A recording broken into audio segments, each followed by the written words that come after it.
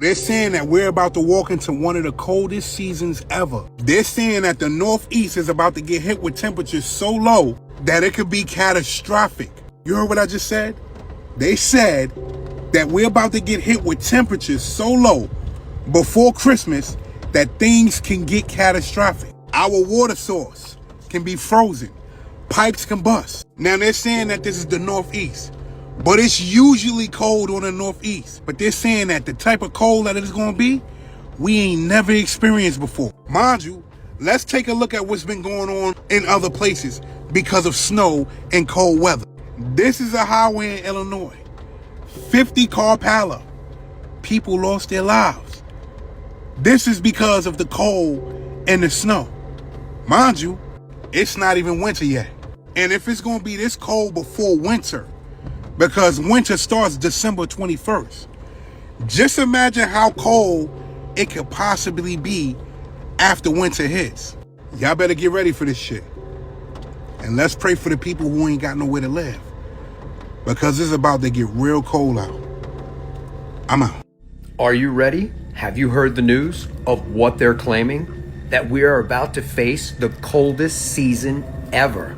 The claim is, and it should be taken serious, that there will be a dip in the jet stream that will bring temperatures to the Northeast that'll be so extremely cold that they could be catastrophic. This is all allegedly supposed to take place right before Christmas, and things could be very, very catastrophic. Just to put this into some type of perspective for you in case you're not paying attention, water will freeze, pipes can freeze, power lines can freeze, trees can freeze and come tumbling down, creating power outages. Now, for those of you that live on the Northeast, it's nothing new that temperatures can drop below zero. It's happened before. But what they're saying is that these temperatures are going to be temperatures that we have not experienced in probably a lifetime in the Northeast. And just to put this into perspective of how dangerous it can get, I'm going to show you some videos from around the country of what this cold has already done. This was a highway in Indiana. Over 50 cars all piled up, with included loss of life.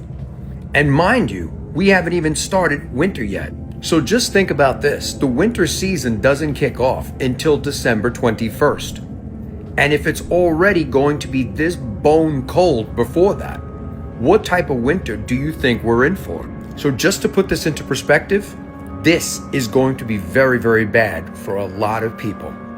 So start preparing now, because they're claiming this is coming right before Christmas.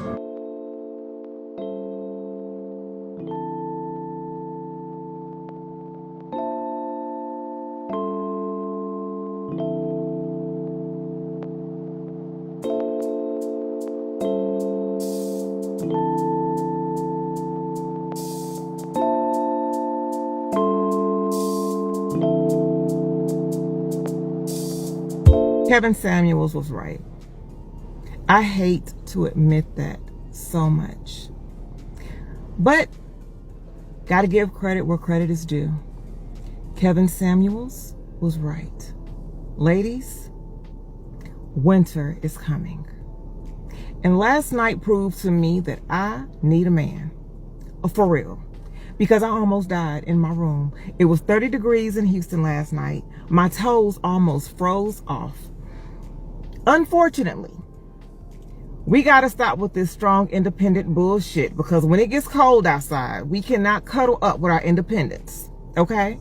Yes, I have an amazing blanket and central heat and all that stuff. I didn't turn the central heat on last night because I didn't know it was going to be so cold, but that's neither here nor there. The point of the matter is, I should have been cuddling up with my man. Okay? I should have been increasing my body heat when it was cold. But you know what I was doing? Laying my strong, independent, stupid ass in the bed by myself. Now let me tell you something.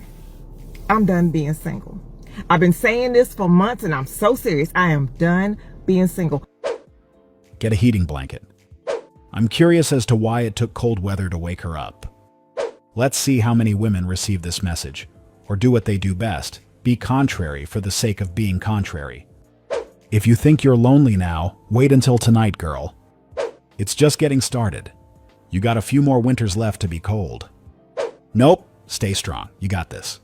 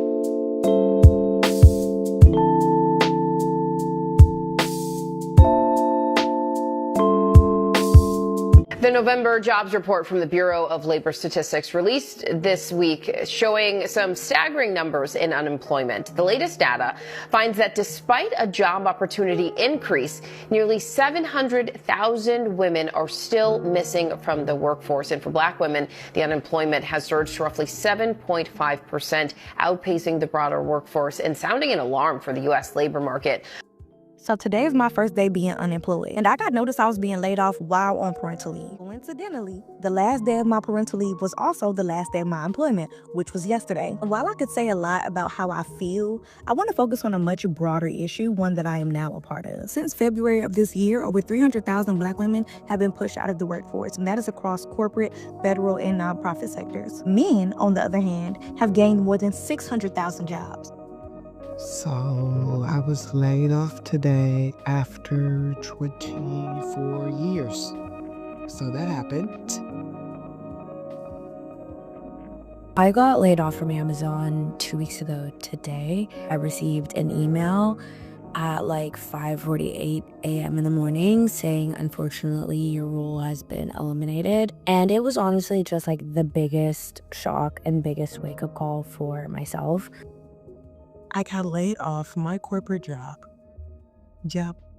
I've been working here 3 years and, People would say, listen, these aren't 700,000 women who are just missing or electing to leave the workforce. Most of them were fired or pushed out, right? Is that what you would say?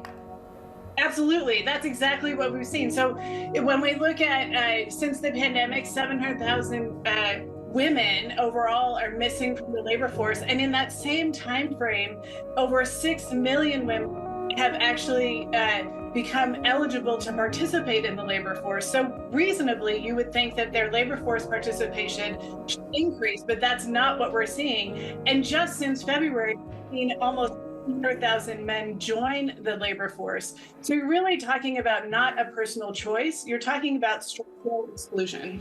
So why are Black women, you think, being affected at this level? And do you think that it seems that they're being specifically targeted? So today I woke up and, went to work, and I've been working from home for the last 5 years at this company, actually. We have had a lot of job cuts. I have been blessed enough to make it through a lot of them throughout the years based on performance and things of that nature. Or just, they've chosen to keep me or keep my team or whatever the case may be. But this time around, me and my department, majority of my department, I don't know if it's everyone, but it was a vast majority of us in that call, that they decided they were going to let us go because pretty much the company's kind of going under. Like, I have been getting asked, like, how do I feel? I feel fine. I feel fine. I guess it's just because in the back of my mind, I already knew it was something that was coming. Whether it was going to happen next year, around April when I was planning to do it myself, but I knew that this chapter of my life was coming to the end. It's been 3 weeks since I've been laid off my 156K cybersecurity job, and let me tell you, I was not ready for this. I didn't post my update right away because I've honestly been very sad about it, and I'm the type of person that doesn't like change, mostly because I'm high-key a control freak, and I eventually adapt, but this one just hit different because that morning I went into work at 7 a.m. for a project call, and by 9:30 I was still to go to hell. I was laid off yesterday to get ready with me when I have zero will to live. As if my 2025 cannot get any worse. I actually lost my job yesterday. It's actually not funny at all because I had the worst week ever. And I'm officially a statistic. I don't know how much I can say. They give vibes that they would... All I know is that the job market is trash. I'm screwed. Being single, unemployed, mentally unstable. It's not on my 2025 bingo card. I obviously have to look for a job. And I think the hardest part right now is finding a job. I'm waiting to get into a dental hygiene program, so I'm actually just in limbo. I'm just a broke college student who's trying to build a better life for themselves. Well, that's what, I can't speak to what exactly is happening in terms of being specifically targeted. What I can tell you is that the numbers are staggering. When we look at Black women, over 600,000 have been economically sidelined. One of the things that we look at is that if you compare it to white women, Black women's labor force is about 5 times smaller than white women. If white women had been economically sidelined at the same rate as Black women, we would be talking about over 3 million white women. That's the entire labor force of Pennsylvania. I mean, this impact is massive.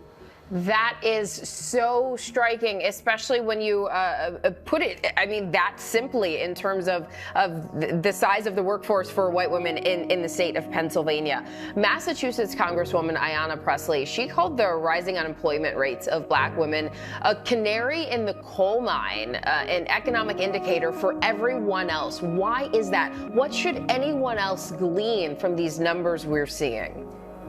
Well, there's 2 things that are happening. One of the things that we know from the numbers is that because Black women sit at the intersection of gender and race, they tend to be the first impacted, but they really are the signal for the entire economy.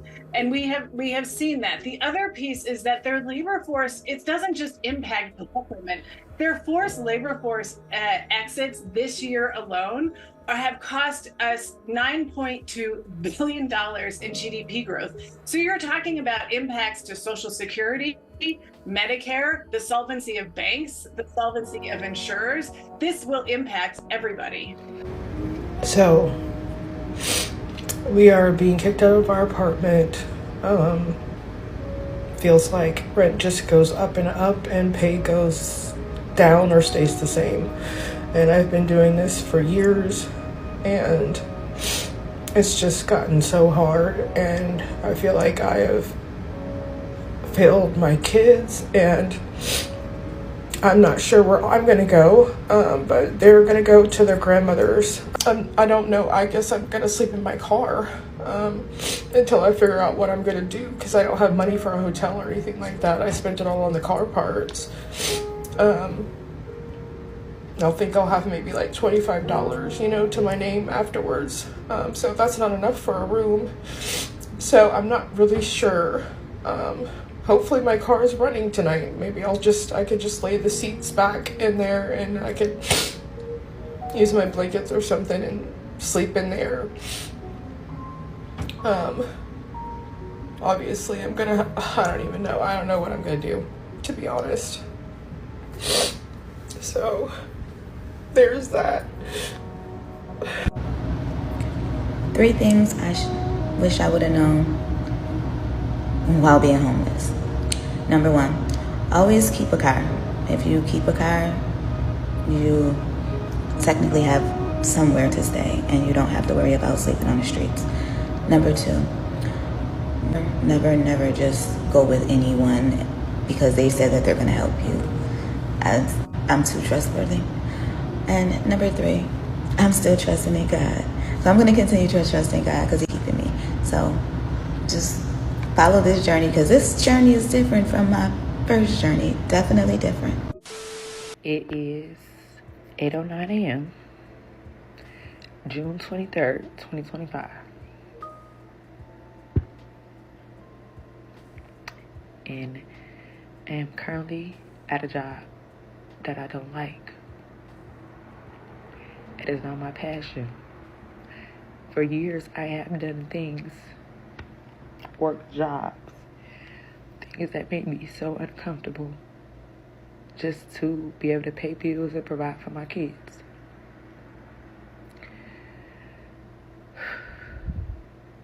I can no longer do that no more. It does not fulfill me. I'm such a creative person.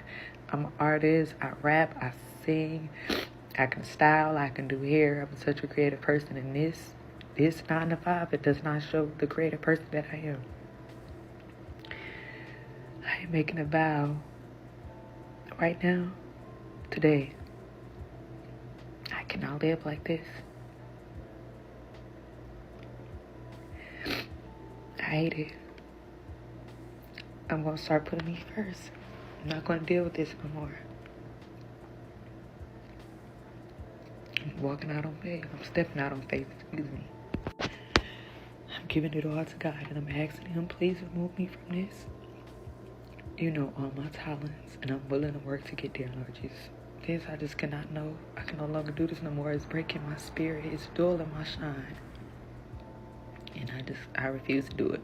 So my first initial thoughts to this is, she mentioned kids with an S. So where's the dad/dads in this equation? Why do you feel that you need to do this alone? Are you doing this alone?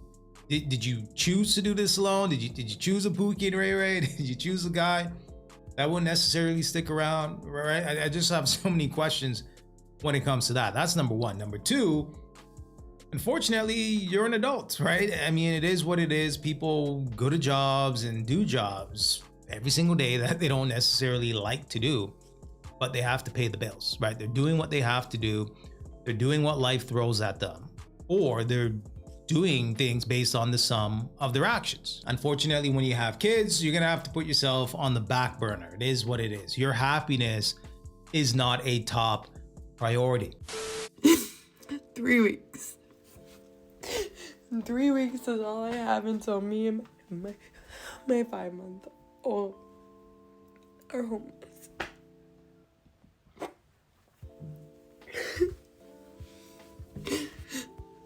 I've been praying, I've been asking, I've been doing everything. My mental health is so bad, and I can't do this anymore.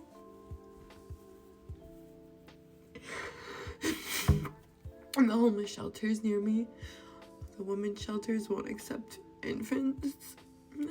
My child's 5 months old, she's an infant, so they won't accept her. So all I have is my car and my baby.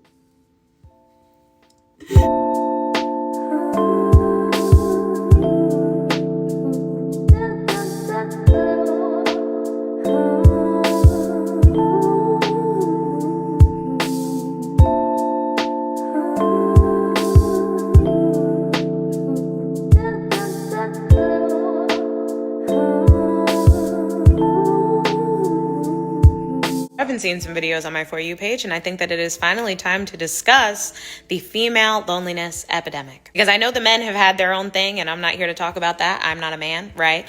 But I will say that the men are more built for it than us. We are not built for this shit, ladies. We don't know how to be alone. These men have been bottling up their emotions and not sharing them with anybody since they were 6, 7, 8 years old. Some of us have never done that. We've always had someone to talk to, a friend, a family member, a significant other, something. And it seems like in 2025, the girls are running out of options because the dating market is terrible. Y'all are literally making fun of girls that are in happy, healthy relationships, saying that having a boyfriend is embarrassing. miserables. And then y'all also don't have any friends, because anytime somebody reposts something that you disagree with, oh, that's how you feel about immigration policy? You're not my friend anymore. Now y'all don't have any freaking friends. Like, it's not gonna end well if your requirement for somebody to have a relationship with you is that they have to be on the exact same page with you 100% of the time. No one is. We are all people with our own thoughts, feelings, emotions, and ideas. And if you don't respect that in another person, then of course you're going to be by yourself. There's no one else that's going to fit that mold. I'll have to learn healthy communication skills. You have to learn healthy relationship skills. Go to therapy if you need to, do something. But if you are sitting at home right now and you don't have 5 friends that you can call, no man, and your family members just don't get you, I promise the only common denominator in all of those scenarios is